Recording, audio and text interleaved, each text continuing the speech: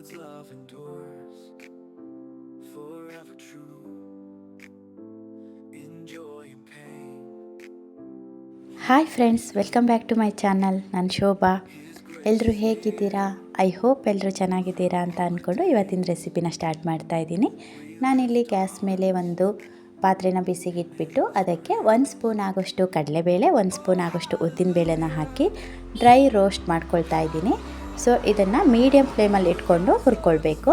ಇದು ಸ್ವಲ್ಪ ಘಮ ಬಂದಮೇಲೆ, ಅಂದರೆ ಸ್ವಲ್ಪ ಕಲರ್ ಚೇಂಜ್ ಆದಮೇಲೆ ಅರ್ಧ ಸ್ಪೂನ್ ಆಗೋಷ್ಟು ಮೆಂತ್ಯ ಕಾಳು, ಹಾಗೆಯೇ 1 ಸ್ಪೂನ್ ಆಗೋಷ್ಟು ಎಳ್ಳು, ಒಂದು 10 ಕಾಳು ಮೆಣಸು, ಒಂದು ಅರ್ಧ ಸ್ಪೂನ್ ಸಾಸಿವೆ, 1 ಸ್ಪೂನ್ ಜೀರಿಗೆ, ಹಾಗೆಯೇ ಒಣಮೆಣಸಿನ್ಕಾಯಿ ಒಂದು 6, ಸ್ವಲ್ಪ ಕರಿಬೇವನ್ನ ಸೇರಿಸ್ಕೊಂಡು ಇದನ್ನು ನೀಟಾಗಿ ಮೀಡಿಯಮ್ ಫ್ಲೇಮಲ್ಲಿ ಇಟ್ಕೊಂಡು ಡ್ರೈ ರೋಸ್ಟ್ ಮಾಡ್ಕೊಳ್ಳೋಣ.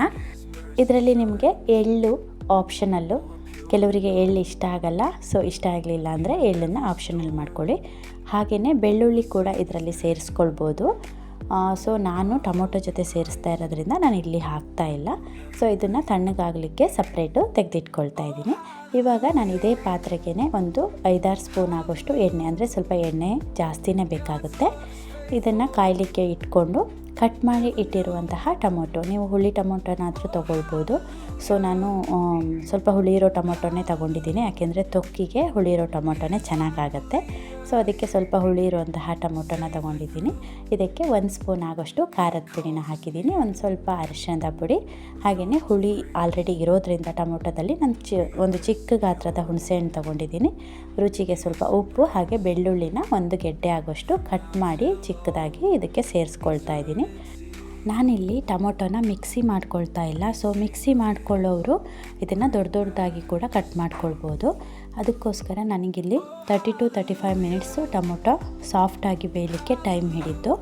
ಸೊ ನೀವು ಮಿಕ್ಸಿ ಮಾಡ್ಕೊಳ್ಳೋದಾದರೆ ಸ್ವಲ್ಪನೇ ಮೆತ್ತಗಾಗಿ ಬೆಂದರೆ ಸಾಕಾಗುತ್ತೆ.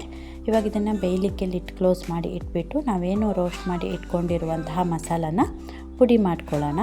ಸೊ ನಿಮಗೆ ಕಲರು ಮತ್ತು ಖಾರ ಎರಡೂ ಬೇಕು ಅಂದರೆ ಗುಂಟೂರು ಆ್ಯಂಡ್ ಬ್ಯಾಡಗಿ 2 ಮೆಣಸನ್ನು ನೀವು ಸೇರಿಸ್ಕೊಳ್ಬೋದು. ಸೊ ಇದು ನೋಡಿ ಈ ರೀತಿಯಾಗಿ ತರಿಯಾಗಿ ಪುಡಿ ಮಾಡಿ ಇಟ್ಕೊಂಡಿದ್ದೀನಿ. ಇವಾಗ ನಾವು ಬೇಯಲಿಕ್ಕೆ ಇಟ್ಟಿರೋ ಟೊಮೊಟೊ ನೋಡಿ ತುಂಬ ಮೆತ್ತಗಾಗಿ ಬೆಂದ್ಕೊಂಡಿದೆ. ಸೊ ಫುಲ್ ಹಣ್ಣಾಗಿರುವಂತಹ ಟೊಮೊಟೊಗಳನ್ನೇ ತಗೊಳ್ಬೇಕಾಗುತ್ತೆ, ಇಲ್ಲಾಂದರೆ ಈ ರೀತಿ ಮೆತ್ತಗೆ ಬೇಯಲ್ಲ. ಸೊ ನಿಮಗೆ ಇನ್ನೂ ಸಾಫ್ಟಾಗಿ ಬೇಕು ಅಂದರೆ ಈ ಟೊಮೊಟೊನ ತಣ್ಣಗಾದ್ಮೇಲೆ ಮಿಕ್ಸಿಗೆ ಹಾಕಿಬಿಟ್ಟು ಆಮೇಲೆ ಈ ಪುಡಿನ ಸೇರಿಸ್ಬಿಟ್ಟು ಇನ್ನೊಂದು ಸಲ ಬೇಯಿಸ್ಕೊಳ್ಬೋದು. ನಾನಿವಾಗ ಪುಡಿ ಮಾಡಿ ಇಟ್ಕೊಂಡಿರುವಂತಹ ಮಿಶ್ರಣನ ಇದಕ್ಕೆ ಸೇರಿಸ್ಬಿಟ್ಟು ನೀಟಾಗಿ ಇದನ್ನು ಮಿಕ್ಸ್ ಮಾಡ್ಕೊಳ್ತಾ ಇದ್ದೀನಿ. ಗ್ಯಾಸ್ ಫ್ಲೇಮ್ನ ಮೀಡಿಯಮಲ್ಲೇ ಇಟ್ಕೊಂಡಿರಿ. ಟೊಮೊಟೊ ತೊಕ್ಕನ್ನು ಒಬ್ಬರೊಬ್ಬರು ಒಂದೊಂದು ರೀತಿಯಾಗಿ ಮಾಡ್ತಾರೆ, 2-3 ಥರದಲ್ಲಿ ಮಾಡ್ಕೊಳ್ಬೋದು. ಹಾಗೆಯೇ ಈ ಟೊಮೊಟೊ ತೊಕ್ಕು ಇಡ್ಲಿ ಜೊತೆ, ದೋಸೆ ಜೊತೆ ಮತ್ತು ಚಪಾತಿ ಜೊತೆನೂ ತುಂಬಾ ಚೆನ್ನಾಗಿರುತ್ತೆ. ಇಲ್ಲ ಅಂದರೆ ನೀವು ಬಿಸಿ ಅನ್ನಕ್ಕೆ ತುಪ್ಪ ಹಾಕ್ಕೊಂಡು ತೊಕ್ಕು ಹಾಕ್ಕೊಂಡು ತಿನ್ನಿ, ಅದು ಕೂಡ ತುಂಬ ಚೆನ್ನಾಗಿರುತ್ತೆ. ಮತ್ತು ಟೊಮೊಟೊ ಬಾತೆಲ್ಲ ನಾವು ಹೇಗೆ ಮಾಡ್ತೀವಲ್ಲ ಅದೇ ರೀತಿ ಈ ತೊಕ್ಕನ್ನು ಅನ್ನಕ್ಕೆ ಹಾಕಿ ಮಿಶ್ರಣ ಮಾಡ್ಕೊಂಡು ಕೂಡ ತಿನ್ಬೋದು. ಇವಾಗ ಡ್ಯೂಟಿಗೆಲ್ಲ ಹೋಗ್ತಾ ಇರೋರಿಗೆ ಟೈಮ್ ಇರಲ್ಲ ಅಲ್ವಾ, ಸೊ ಅವರು ವೀಕೆಂಡಲ್ಲಿ ಟೈಮ್ ಇರುವಾಗ ಈ ರೀತಿ ಮಾಡಿ ರೆಡಿ ಮಾಡಿ ಇಟ್ಕೊಳ್ಬೋದು.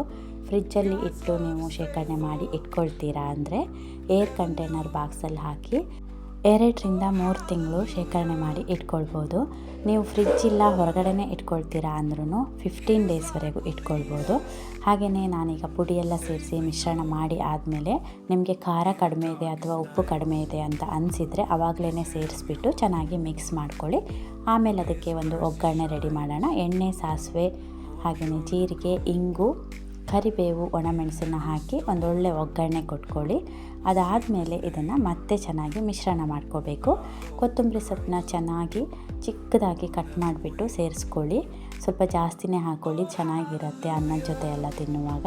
ಸೊ ಇದನ್ನು ನೀಟಾಗಿ ಮಿಕ್ಸ್ ಮಾಡ್ಕೊಂಡ್ಬಿಟ್ಟು ಮತ್ತೆ ನಾನಿವಾಗ ಗ್ಯಾಸ್ನ ಆನ್ ಮಾಡಿ ಮೀಡಿಯಮ್ ಫ್ಲೇಮಲ್ಲಿ ಇಟ್ಬಿಟ್ಟು ಒಂದು 15 ಮಿನಿಟ್ಸ್ ಇದನ್ನ ಬೇಯಲಿಕ್ಕೆ ಬಿಡ್ತೀನಿ. ಇದು ಚೆನ್ನಾಗಿ ಎಣ್ಣೆ ಬಿಟ್ಕೊಳ್ಬೇಕು. ನಾವು ಎಷ್ಟು ಚೆನ್ನಾಗಿ ಇದನ್ನು ಬೇಯಿಸ್ಕೊಳ್ತೀವಿ, ಕುದಿಸ್ತೀವಿ, ಅಷ್ಟು ದಿನ ಇದು ಕೆಡದೇನೆ ಹಾಳಾಗ್ದೇ ಚೆನ್ನಾಗಿರುತ್ತೆ. ಇದಕ್ಕೆ ನೀರೇನು ಸೇರಿಸ್ಲಿಕ್ಕೆ ಹೋಗಬೇಡಿ, ನೀರೆಲ್ಲ ಸೇರಿಸಿದರೆ ಬೇಗ ಹಾಳಾಗುತ್ತೆ. ನೋಡಿ ಇವಾಗ ಎಣ್ಣೆ ಯಾವ ರೀತಿ ಬಿಟ್ಕೊಂಡಿದೆ ಅಂತ. ನಾನೆಲ್ಲ ಮಿಶ್ರಣ ಆದಮೇಲೆ 15 ಮಿನಿಟ್ಸ್ ಮತ್ತೆ ಬೇಯಿಸ್ಕೊಂಡಿದ್ದೀನಿ. ಇದು ಇವಾಗ ತೊಕ್ಕು ರೆಡಿಯಾಗಿದೆ. ಇದನ್ನು ನಾವು ತಣ್ಣಗಾಗಲಿಕ್ಕೆ ಸಪ್ರೇಟ್ ತೆಗೆದಿಡ್ತಾ ಇದ್ದೀನಿ. ನೋಡಿ ತಣ್ಣಗಾದ್ಮೇಲೆ ಈ ರೀತಿ ಇರುತ್ತೆ. ಇದನ್ನು ಏರ್ ಕಂಟೈನರ್ ಬಾಕ್ಸಲ್ಲಿ ನಾನಿವಾಗ ಹಾಕ್ಕೊಳ್ತಾ ಇದ್ದೀನಿ. ಸೊ ಡ್ಯೂಟಿಗೆಲ್ಲ ಹೋಗೋರು ಅಮ್ಮಂದ್ರಿಗೆ ಮಕ್ಕಳನ್ನೂ ರೆಡಿ ಮಾಡಬೇಕಾಗಿರುತ್ತೆ, ಅವರು ಕೂಡ ಡ್ಯೂಟಿಗೆ ಹೋಗಬೇಕಾಗಿರುತ್ತೆ, ಬೆಳಿಗ್ಗೆ ತುಂಬಾ ಕೆಲಸ ಕೂಡ ಇರುತ್ತಲ್ವ. ಸೊ ಈ ರೀತಿ ಎಲ್ಲ ರೆಡಿ ಮಾಡಿ ಇಟ್ಕೊಳ್ಬೋದು. ಮತ್ತು ಟ್ರಾವೆಲಿಂಗ್ ಎಲ್ಲ ಮಾಡ್ತಿದ್ದೀರಾ ಅಂದರೆ ಇದನ್ನು ಕೂಡ ಶೇಖರಣೆ ಮಾಡಿ, ಅಂದರೆ ಈ ರೀತಿ ರೆಡಿ ಮಾಡಿ ಬಾಕ್ಸಲ್ಲಿ ಹಾಕ್ಕೊಂಡು ತೊಗೊಂಡು ಹೋಗ್ಬೋದು. ಸೊ ನಿಮಗೆ ಈ ವಿಡಿಯೋ ಇಷ್ಟ ಆಯಿತು ಅಂತ ಅಂದ್ಕೊಳ್ತೀನಿ. ಸೊ ನೀವು ಯಾವ ಥರ ತೊಕ್ಕನ್ನು ರೆಡಿ ಮಾಡ್ತೀರಾ, ನಿಮ್ಗೆ ಯಾವ ಥರ ತೊಕ್ಕು ಇಷ್ಟ ಅಂತ ಹೇಳಿ ಕೂಡ ಕಮೆಂಟ್ ಮಾಡಿ. ಈ ವಿಡಿಯೋ ನಿಮಗೆ ಇಷ್ಟ ಆದರೆ ಒಂದು ಲೈಕ್ ಕೊಡೋದನ್ನು ಮರಿಬೇಡಿ. ಹಾಗೆಯೇ ಫ್ರೆಂಡ್ಸ್ ಆ್ಯಂಡ್ ಫ್ಯಾಮಿಲಿಗೆ ಶೇರ್ ಮಾಡಿ. ನಮ್ಮ ಚಾನಲ್ನ ಇನ್ನೂ ಸಬ್ಸ್ಕ್ರೈಬ್ ಮಾಡ್ಕೊಂಡಿಲ್ಲ ಅಂದರೆ ಸಬ್ಸ್ಕ್ರೈಬ್ ಮಾಡ್ಕೊಳ್ಳಿ. Thank you for watching friends.